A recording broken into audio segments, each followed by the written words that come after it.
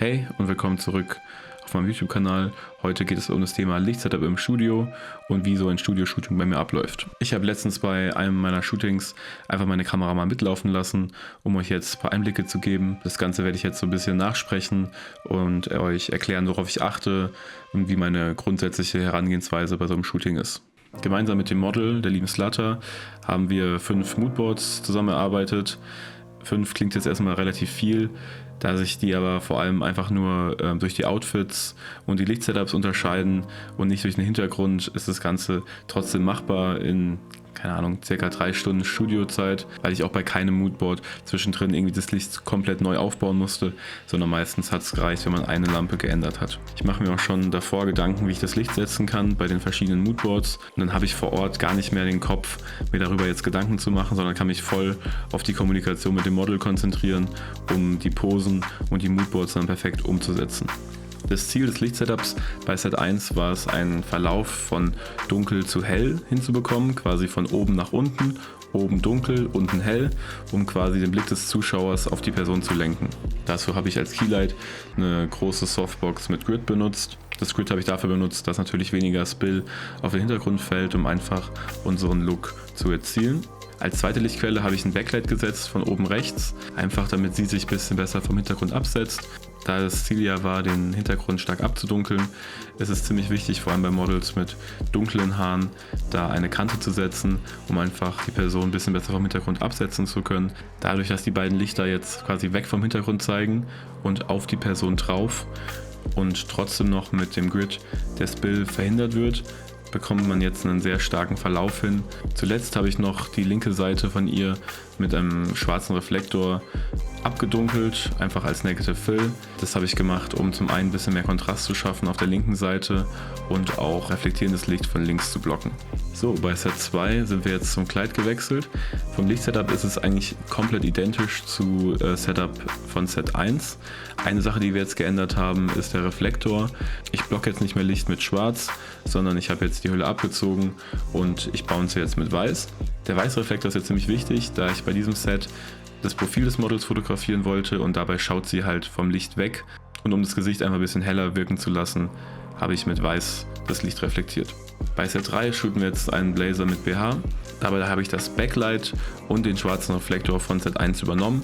Das einzige, was sich jetzt geändert hat, ist das Keylight. Das ist diesmal keine Softbox mit Grid mehr, sondern ein Beauty Dish. Aus dem Beauty Dish kommt ein etwas härteres Licht raus im Vergleich zur Softbox. Und das hat sich hier perfekt angeboten, das harte Licht zu wählen, weil das einfach besser zu diesem edgy Look vom Outfit passt. Durch das härtere Keylight bekommen wir härtere Schatten im Gesicht und eine stärkere Abdunklung vom Hintergrund. Das Beauty Dish hat normalerweise auch noch sowas ähnliches wie ein Grid, das nennt sich Honeycomb. Das habe ich aber diesmal bewusst weggelassen, weil das zu stark isoliert hätte. Und wie bei jedem Set heute lasse ich bewusst eine komplette Ausleuchtung des Hintergrunds weg. Mir gefällt es viel besser, wenn der Hintergrund nicht komplett beleuchtet wird oder man Schatten auf den Hintergrund wirft. Das gibt dem Ganzen einfach viel mehr Kontrast und wirkt einfach viel realistischer als so ein glatt poliertes, komplett weißes Studio. Ohne Kontraste, einfach nur hell. Und durch die Kontraste bekomme ich jetzt viel mehr Leben in die Fotos und es sieht einfach viel, viel schöner aus, meiner Meinung nach. Und grundsätzlich durch eine Abdunklung des Hintergrunds bekommt man natürlich immer viel mehr Fokus auf den Vordergrund, also auf das Model, dadurch, dass das Model dann einfach der hellste Bereich im Bild ist. Wir haben hier sowohl Fotos im Stehen gemacht, als auch auf dem Stuhl. Die Fotos im Stehen sollen bewusst ziemlich stark wirken und da hat das Beauty Dish sich einfach perfekt angeboten. Danach haben wir noch Fotos im Sitzen gemacht, da bin ich dann wieder zurück zur Softbox gewechselt, weil sonst der Schatten auf dem Hintergrund einfach zu doll gewesen wäre und auf dem Stuhl die Posen einfach lässiger wirkten. So, bei Set 4 haben wir jetzt die Jeans mit BH. Was gleich geblieben ist, ist wieder unser Backlight und wieder unser Negative Fill von links. Unser Keylight hat jetzt einen Fresnel-Aufsatz bekommen. Der Fresnel-Aufsatz funktioniert ähnlich wie ein Spotlight. Durch Lichtbündelung bekommen wir einfach maximal hartes Licht und dadurch bekommen wir einfach sehr starke Schatten an den Wänden.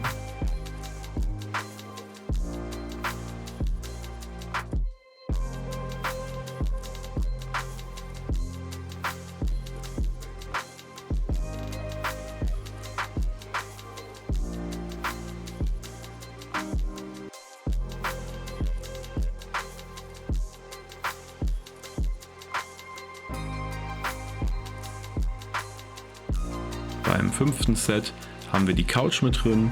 Da ging es jetzt darum, dass man die Couch mit ins Studio reinstellt. Das war ein bisschen schwierig vom Platz her, aber wir haben das Beste daraus gemacht. Diesmal habe ich das Backlight abgebaut und habe darauf Spotlight gemacht, um dem Hintergrund ein bisschen mehr Struktur zu geben.